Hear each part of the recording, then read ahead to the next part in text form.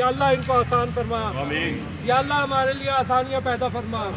या अल्लाह हमें हिम्मत दे कि हम इन जालिम यजीदों से लड़ सके। या अल्लाह हमें मुत्तहद और इकट्ठा रहने की तौफीक अता फरमा।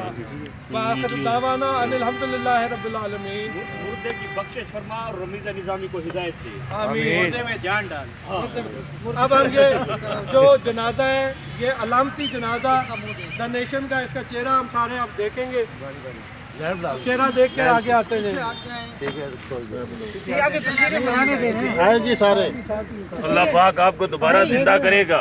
5-7 लोग इधर इकट्ठे हो ना देखने के लिए। आओ जी जनाजा चुको। चलो जी।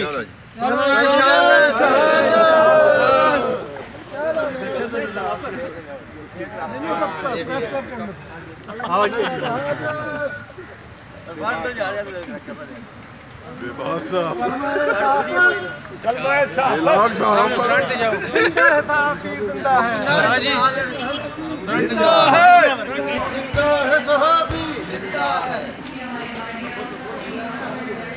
फंस गए हो?